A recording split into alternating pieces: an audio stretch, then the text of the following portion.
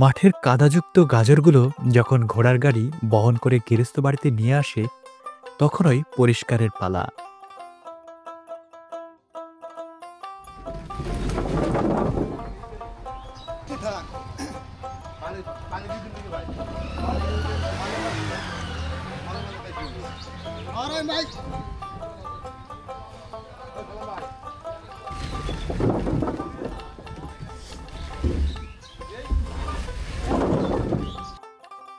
গাজরের পরিমাণ বেশি হওয়ায় গাজর পরিষ্কারের কাজে এখানে ব্যবহার করা হচ্ছে ইঞ্জিন চালিত গাজর পরিষ্কারের মেশিন।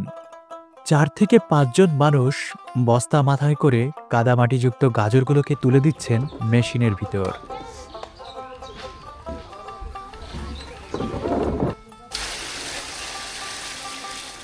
১০ থেকে ১৫ বস্তা গাজর মেশিনে দেওয়ার পর মেশিনের ভিতর দেওয়া হয় পানি।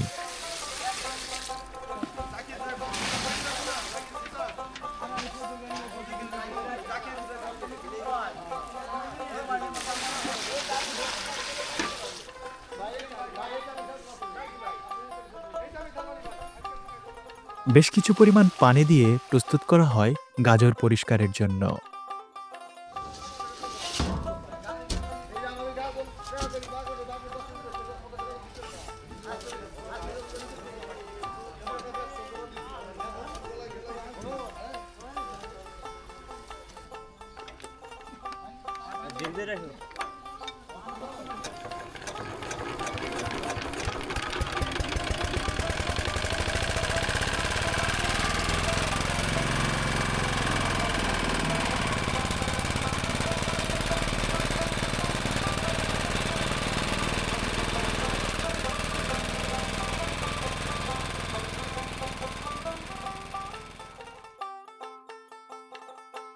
তারপর মেশিনের মাধ্যমে গাজরগুলোকে নানানভাবে ঘুরিয়ে ঘুরিয়ে একদিক থেকে ঢেলে দিলেই বেরিয়ে আসে কমলা রঙের হাজার হাজার গাজরের সারি। দেখতে বেশ সুন্দর লাগছে।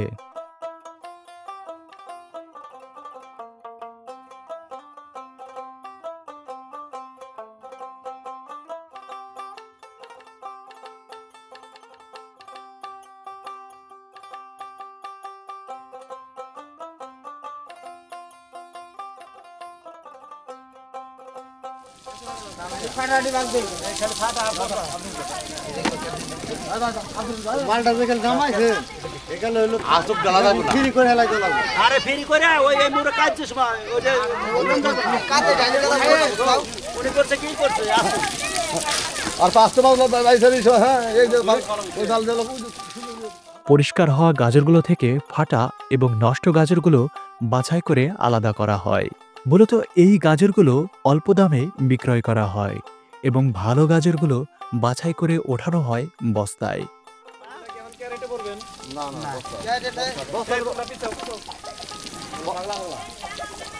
আমি যে কত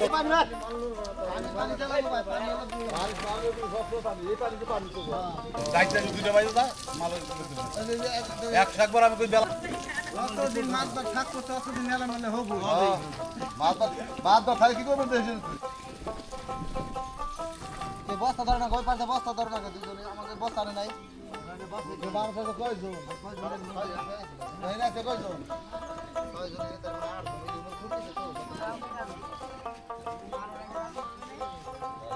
বস্তা কো বস্তা বাড়ি নাও দিন বস্তা তো কোনে আমাকে বস্তা এনে পারি মারা এটা তো একটা গাজর কেন গাজর দল আছে ধরে ধরে এটা ধরে ভাই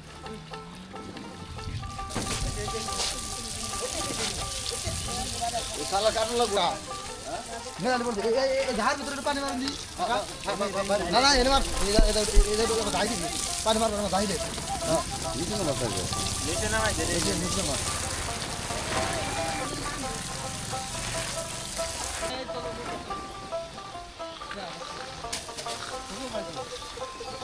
রাতে পুরা দেশ আসল বাকি যাবে চলে তো ধর লট কর ভরে নে হ্যাঁ এনে প্যান্ট লাগবে বা দিলো ভাই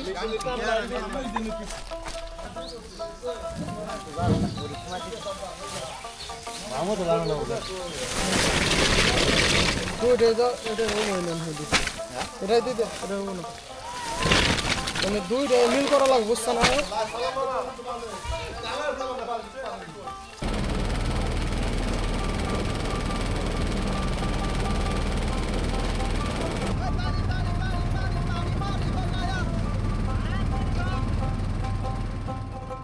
ভালোভাবে বস্তার মুখগুলো সেলাই করে প্রস্তুত করা হয় বাজারজাতকরণের জন্য। আর এভাবেই কৃষকের শ্রম অর্জিত ফসল কৃষকের হাতে থেকে চলে যাবে ঢাকাসহ দেশের বিভিন্ন জেলার সবজির আড়তগুলোতে। শীতকালীন শাকসবজির উৎপাদন ও বাজারজাতকরণের এই কাজে জড়িত আছে শত শত নয়, হাজার হাজার, লক্ষ লক্ষ মানুষের জীবন জীবিকা।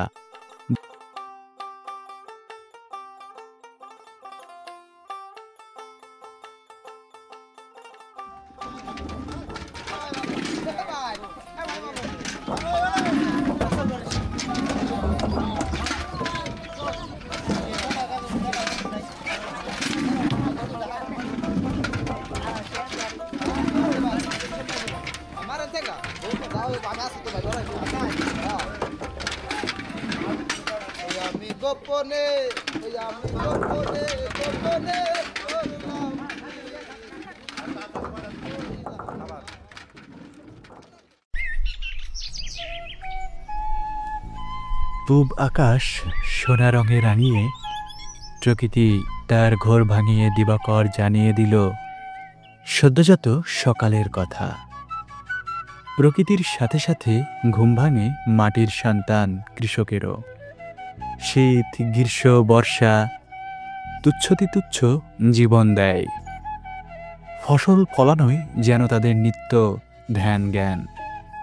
এদের পরিশ্রমের মাধ্যমেই কঠিন মাটিতেও ফলে সোনালি ফসল। এ মাটির জলে ফুলে ফসলে বেড়ে ওঠে বাংলার প্রতিটি প্রাণ। সে মাটির স্পর্শে এগিয়ে চলার প্রত্যয়ে দ্য স্কাই ডকুমেন্টারির সদস্যদের নিয়ে আমরা এবার হাজির হয়েছি রাজবাড়ী ও মানিকগঞ্জ জেলার 0 পয়েন্ট পদ্মার তীরে প্রান্তিক কৃষকের কাছে। তাদের সোনারঞ্জা ফসল ও তাদের জীবন ছবি তুলে ধরতে, তাদের গল্প কথা শুনতেই সাথে থাকুন আমাদের। পাখির চোখে তাকালে ধুধু মরুভূমির এক প্রান্ত থেকে অন্য প্রান্ত এখন হাজার রকমের ফসলের সমারোহ। কিছুদিন আগেও যেখানে কোনো মানুষ থাকতো না, কোনো চাষাবাদও হতো না, ছিল শুধুই সাদা বালুর দ্বীপরাজ্য আর ভয়াল পদ্মার বিশাল স্রোতধারা। সেই ভয়াল পদ্মার স্রোতধারার অনুকূলে থেকে এখানকার প্রান্তিক কৃষক ভাইয়েরা এখন স্বপ্ন বুনেছেন। জেগে ওঠা এই মরুময় বালুর চরে টনকে টন চাষ হয়েছে হলুদ বর্ণ ধারণ করা গাজরের।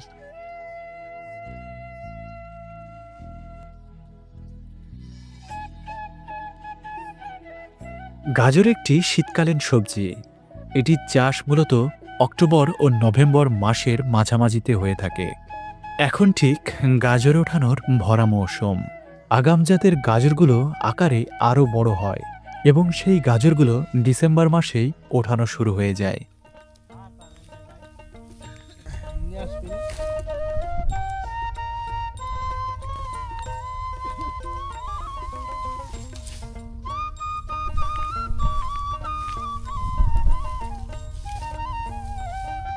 শীতকালীন সবজিগুলোর মধ্যে বেশ জনপ্রিয় এই গাজর। অধিক লাভ এবং খাবারের জন্য ভালো বলেই এর চাহিদা সারা বছরই। তাই তো দিনে দিনে বাড়ছে গাজরের চাষ।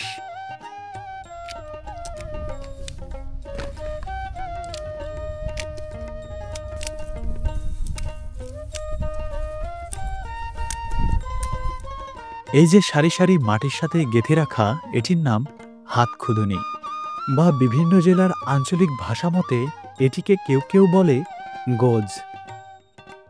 এটি মূলত 5 থেকে 7 ধরনের ফসল তুলতে কাজে লাগে।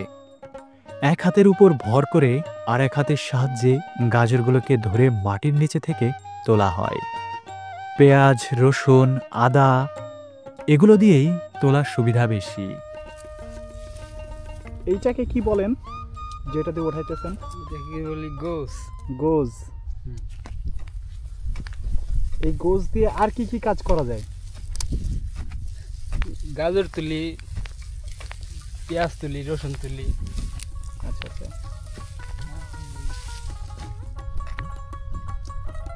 আমাদের দেশের আধুনিক কৃষি সরঞ্জামের এখনও কোনো অভাব নেই।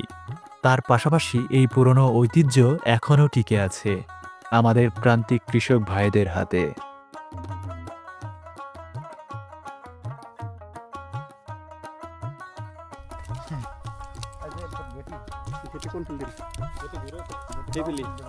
এখানে শত শত বিঘা গাজরের চাষ হয়েছে। যেদিকেই তাকায় শুধু গাজর আর গাজরের আবাদি স্থল। এই কৃষক ভাইরা সারি করে বসে গাজর তুলছেন। তারা কেউ কেউ দিনমজুরিতে কাজ করছেন, আবার কেউ চুক্তি হিসেবেই গাজর তুলছেন। এমন ধুধু চরে কাজের লোক খুঁজে পাওয়াটাও দুষ্কর বলে মালিকরা এদের নিয়ে এসেছেন দেশের বিভিন্ন জেলাগুলো থেকে। কারো বাড়ি রাজশাহী, কারো বাড়ি কুষ্টিয়া, কাজের খোঁজে তারাও এসেছেন এখানে।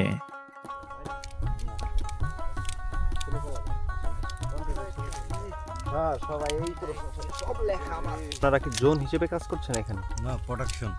প্রোডাকশন মানে কেমনে দিবে আপনাদের? বস্তা চুক্তি। বস্তা কতটি থাকে? 70-75 কেজি। 70-75 কেজি, মানে 70-75 কেজিতে আপনি কত টাকা পাচ্ছেন? 120 টাকা। 120 টাকা। তার মানে আপনি কি 3 ভাগাভাগের মতো নাকি? না, আমাদের তুলতে হবে, ভাঙ্গিয়া বস্তা প্যাকেট করে ধুয়ে গাড়িতে লোড দেব, শেষ আমাদের কাজ। কত দূর থেকে আসছেন আপনারা? আমাদের বাড়ি হলো রাজশাহী জেলা বাগা থানা, চক্রাজপুর গ্রামের নাম। এখানে থাকেন? এখানেই থাকি। ওই যে ছোট্ট একটা ঘর ছিল ওই যে ওইখানে, ওই না, ওই পাড়ায় মালিকের বাড়ি। ওই যে যেখানে ধুত মানে এই যে এগুলো নিয়ে যাইতেছেন সেখানে ধুবে, সেখানে নেবেন? যে জায়গা আমরা যে ধুবো ওই জায়গায় আমার ঘর। তো পরিষ্কার করতে তো আমরা শুনছিলাম অনেক সময় সিলেকশন বালির প্রয়োজন, ওখানে কি আছে ব্যবস্থা? হ্যাঁ, বালি লাগে। সিলেকশন না, ফিল্ম বালি। মোটাটা মোটা বালি। মোটা বালির ব্যবহার কেন করা হয় এখানে? বালির ব্যবহারটা করা হয় মানে এই গাজরটার চুষাটা আছে, চুষাটা ডলা দিলে আপনার হচ্ছে পরিষ্কার হবে। পরিষ্কার হওয়ার পর দেখা যাবে যে জিনিসটা ভালো দেখা যাবে, এই জন্যই। তাছাড়া তেমন কিছু না। আর এগুলো কি বস্তা হিসাবে যাবে, ওজন হিসাবে চলে যাবে নাকি? আমরা এখান থেকে প্যাকেট করে দেবো, আরও তেজা হেরে ওজন হবে। ওজন হবে ওই বস্তায় আপনার যাবে হলো 60, 62, 63, 64 এরকম। আপনাদের ওখানে কি চাষ হয় এগুলা? আমার এলাকায় হয় না।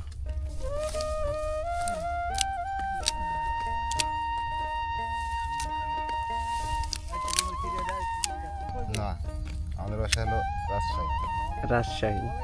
কবে আসছেন এখানে? এখানে আইছি আজ 7 দিন। আজকে 7 দিন। আগে কি এখানে কাজে আসছিলেন নাকি এখানে প্রথম? এখানে প্রথম। আচ্ছা, বাসায় যাবেন কবে? বাসায় ঈদের মধ্যে। সামনে ঈদে যাবেন? হ্যাঁ। আচ্ছা।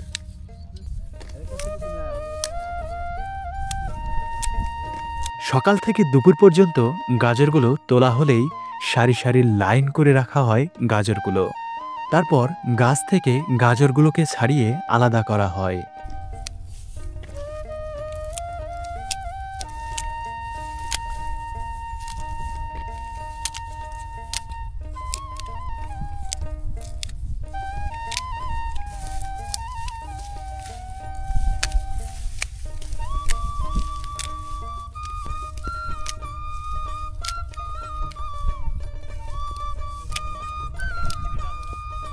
গাছ থেকে গাজরগুলো আলাদা করা হলেই বস্তার উপরে সারি সারিভাবে রেখে দেওয়া হয় বস্তা ভর্তি করার জন্য।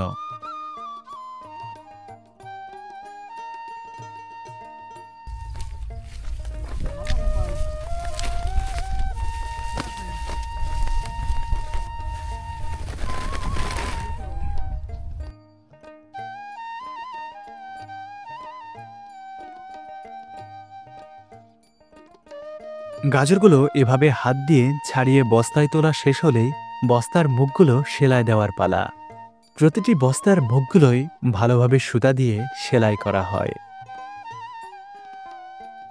এখানকার লোকের এখানে যারা আছে বসবাস করে তাদের ক্ষেত্রে আচ্ছা আচ্ছা, আপনারা কি লিজ নিছেন না? লিজ নিচ্ছি। একাই? না না না, আমাদের পার্টনার আছে হলো 6-7 জন। 6-7 জন পার্টনার। আচ্ছা, এখানে কতখানি জমিতে এই গাজর চাষ করছেন? 90-95 বিঘা হবে। 90-95, সে তো অনেক জমি। প্রজেক্ট। হ্যাঁ, আচ্ছা, আপনারা কি আগেও করছেন নাকি এবছর প্রথম? এই বছর এখানে প্রথম। আমরা এলাকায় করি প্রত্যেক বছরই। আপনাদের বাসা কোথায়? আমাদের বাসা হলো মানিকগঞ্জ সিঙ্গার থানা, হ্যাঁ। জমন্টফিনো, টার্মিনাল চরদুর্গাপুর। আচ্ছা আচ্ছা। তো গাজর চাষে কেমন লাভ ক্ষতি? এবছর বাজার একবার কৃষকের সর্বনাশ। আচ্ছা আচ্ছা। শুধু গাজর না, কৃষকের যে কোনো পূর্ণ চকে ফলাইছে বাজারে বিক্রি করা যায় না, দাম খুবই কম। খুবই কম, একবারে না বললেই চলে নাই দাম। তারপরে ওলকপি, ফুলকপি, মূলা, জীবিত জিনিস, হ্যাঁ, কিছু বিক্রির মতো কোনো কিছু নাই। এই গাজর আপনারা কিভাবে বিক্রি করেন? এটাকে এই যে ওনারা তুলতেছে নেব না, দোয়ার পর গাজীপুর নিয়ে যাবো, সব জায়গায় যায়, গাজীপুর যায়, ঢাকা যায়, তারপরে যে নিম সাজা, বিভিন্ন জায়গায় যায়। আপনারা কি ক্ষেত ধরে বিক্রি করে দিচ্ছেন না নাকি? না না, নিজেরাই তুলে দিচ্ছে। নিজেরা আড়তে নিয়ে যান? আচ্ছা। তো কত করে ওজনে? এখন হলো ওই বর্তমান যে বাজার আছে হলো 13 টাকা 14 টাকা কেজি।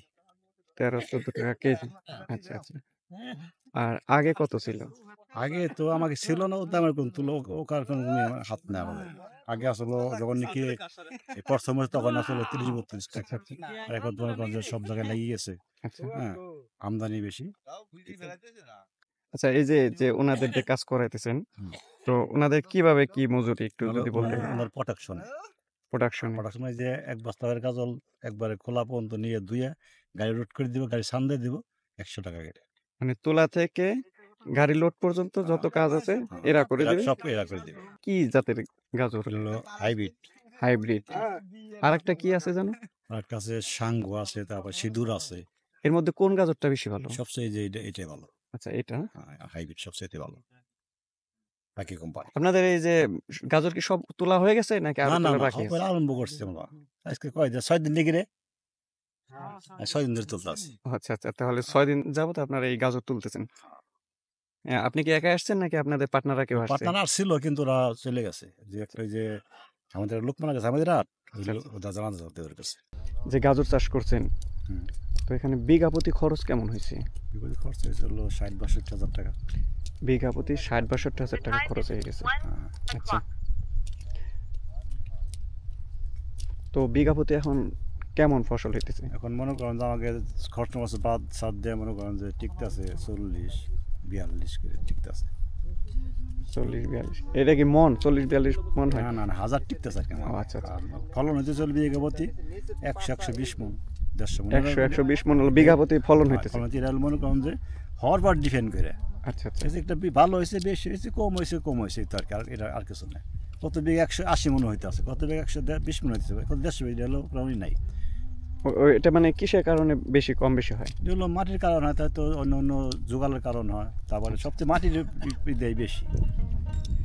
20 থেকে 25 জন লোকের সকাল থেকে দুপুর পর্যন্ত গাজর তোলা, বস্তা ভর্তি এবং বস্তা পরিবহনের জন্য তারা এইভাবেই কাজ করতে থাকে।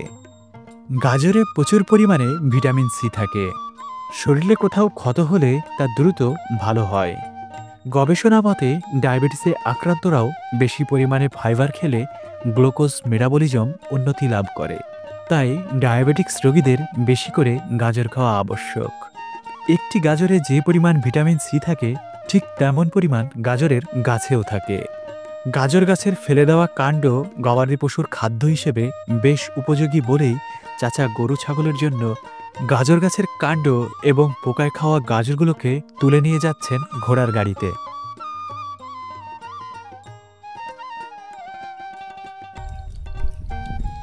এগুলো কি গরুকে খাওয়ানোর জন্য? হ্যাঁ, গরু খাওয়ানোর জন্য।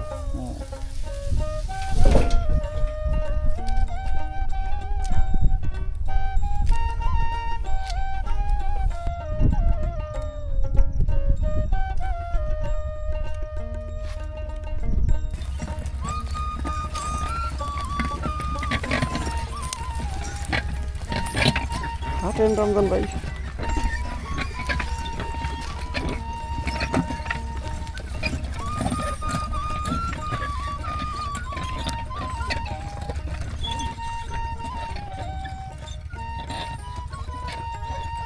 গাজর অন্যান্য সবজির তুলনায় ওজনে বেশ ভারী হয়, তাই ক্ষেত থেকে গেরস্ত বাড়ি নিয়ে আসতে দিতে হবে দূরের পথ পাড়ি। আঁকাবাঁকা মাটির রাস্তায় ছোট ইঞ্জিনের গাড়ি চলাচল খুবই কম বলে এই চরে মানুষের পণ্যবাহী মাধ্যম হচ্ছে ঘোড়া এবং ঘোড়ার গাড়ি। আঁকাবাঁকা মেঠো রাস্তা পাড়ি দেওয়ার একমাত্র বাহন ঘোড়ার গাড়ি হাঁকিয়ে চলে মাইলের পর মাইল। এত কঠিন জায়গা থেকে এই ঘোড়াগুলো পণ্যগুলো কত কষ্ট করে পৌঁছে দেয় আমাদের কাছে, তারপরেও যেন তার উপর বেশি জুলুম করা হয়। আল্লাহর সৃষ্টির উপর এত জুলুম করা এটা অমানবিক। একটি ঘোড়ার গাড়িতে যদি 5 মণ বহন ক্ষমতা থাকে তাহলে তাকে দেওয়া হয় প্রায় 20 মণ।